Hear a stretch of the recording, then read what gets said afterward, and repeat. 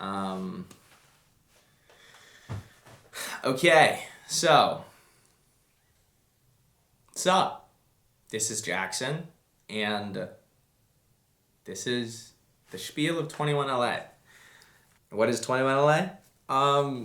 Kind of, that's what this is about. What are these things that I've been working on? These projects, this music, these stories, these books, these films, just all of this stuff. And a lot of this, what I want this podcast to be, it's committing to a practice because I don't know all of these answers right now. And I'm just trying to show up and commit to a process where every day I show up and I chisel at that block a little bit. I chisel at that block. I lay some bricks. I continue to do these things, trusting that foggy vision will continue to get a little more clear and a little more clear and a little more clear, not by sitting here and just nonstop writing, journaling, thinking, reflecting, trying to feel what is this. No, by actually doing it and showing up. So, let's begin. It's interesting. So 21 LA started in my freshman year dorm at University of Delaware. At the time, I was trading stocks, and in the early days, like 2 years into just really taking that seriously. And I was also making music for about 2-3 years at that point. And I had this small group of friends that we were really committing. It was my friends that I was trading with and my friends that I was making music with. And I wanted, I remember being in my dorm and thinking, I want us to have a saying that we say instead of goodbye. Instead of goodbye, I want it to be something that's like, yo, let's keep going. We're looking into the future. We're building towards these things. Like, I didn't exactly know. Something that's like, it's not a goodbye. It's a... And at the time, again, I'm 17 or 18 years old. And I say 21 LA. Because at the time, the perspective was, if by the time we're 21 years old and we're living in LA, it means we made it. That's the origin story of 21 LA. It was a saying. It was a destination. And,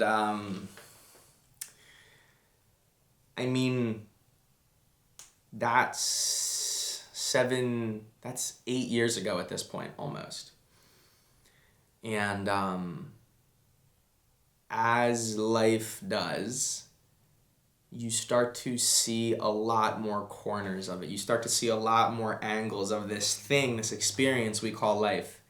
And quickly we came to realize it's not about the destination.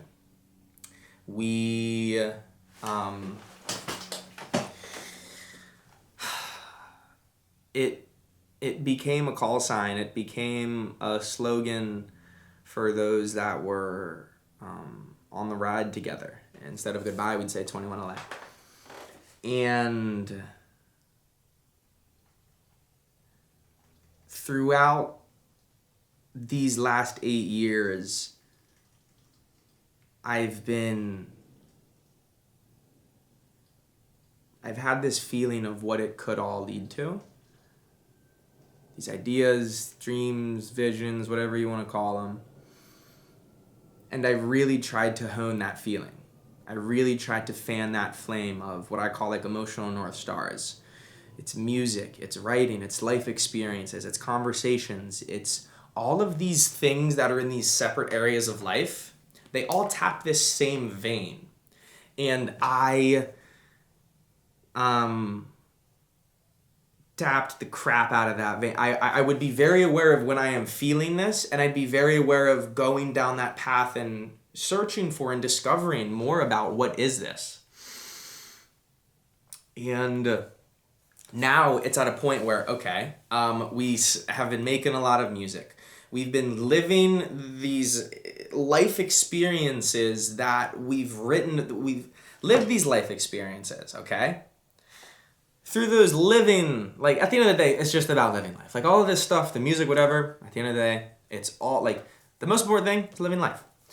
So, through living life, I've been kind of collecting experiences, creating things, and distilling my perspective on the world and my place in it. And also people and friends that I have conversations with, whether it's a best friend on a couch or a new friend making music or a random homeless guy in the Bay Area who I see with a guitar and Tommy and I walk down a train track with him and end up talking with him. Or my man Sung Yoon, who I met when I was on a run in Miami, and we ended up talking about the concept of the similarities between solving physics equations and making music, and he told me about this book, and he told me, like, all of these things,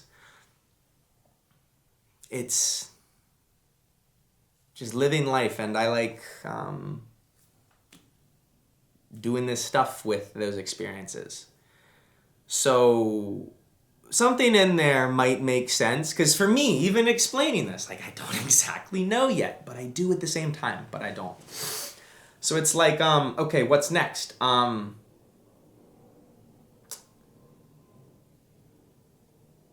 I mean, especially right now, I've thought about what this is perpetually the last 7 years.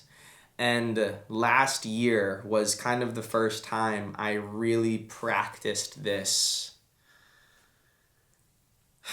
I really committed to doing it without knowing, because I saw that I was always finding myself in this loop, I'd always end up in the same exact place.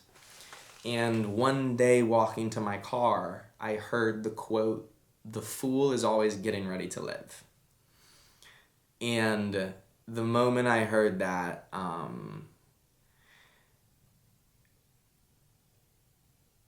last year marks a before and after chapter of kind of the life of Jackson. And that's what the next project is, okay? Like, going right into it. I don't know what the hell this thing is big picture. I do, but staying here, staying present in this moment, I've got these songs, I've got these stories, I've got these chapters, and I've got these pages of these. It's like there's chapters of this bigger story. Those chapters have pages in them. And these pages are like little moments in my life where it seems like there was a little feeling there, that emotional North Star, a little nugget, a little like thing flew across, and I'm like, what is that? There's something to that. Where I'm just continuing to go about chiseling away at these ideas, reflecting on these moments, and creating stuff that embodies the message of what was discovered in those moments. Again, a lot of this doesn't make sense maybe when I'm saying it, and that's because I don't exactly know. But I'm done waiting to need to know. Your new life is going to cost you your old one. All you're going to lose is what was built for a person you no longer are. Me waiting until I have it figured out before I do these things, it was protecting me from the fear of doing these things.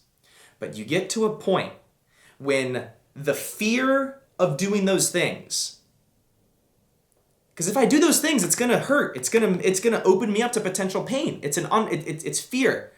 You get to a point when the realization of you continuing to live the life you're living becomes worse than the fear it's protecting you from. And that was last year, and we tested a hypothesis of, is this feeling that I've been treating as intuition, is it actually intuition, or is it fear and avoidance?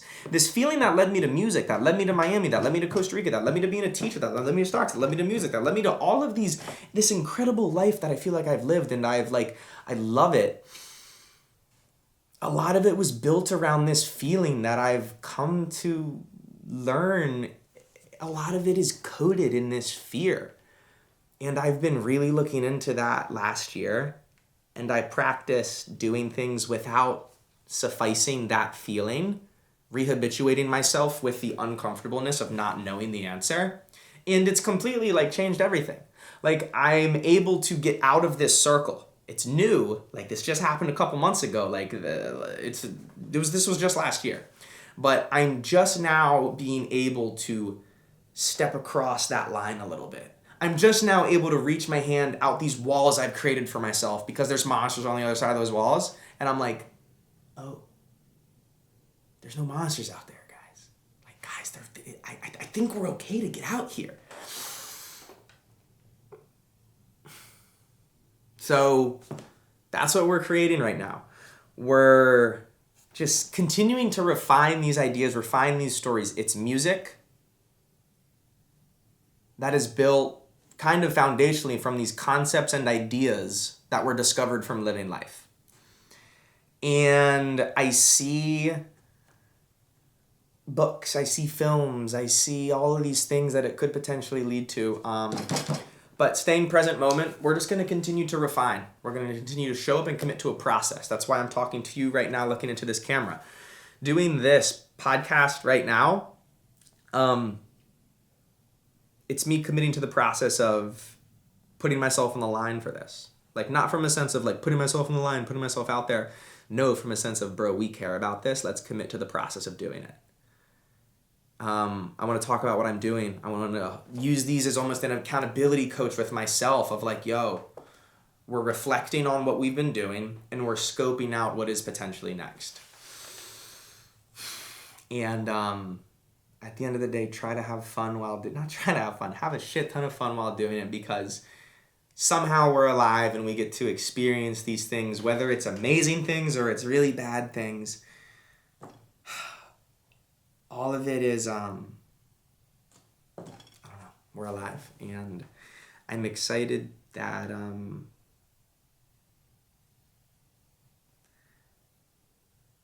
I get a chance at living.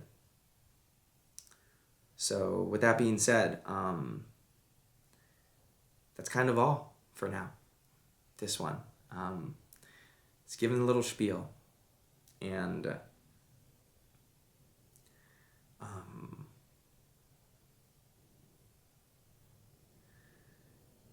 yeah, I could continue forever. And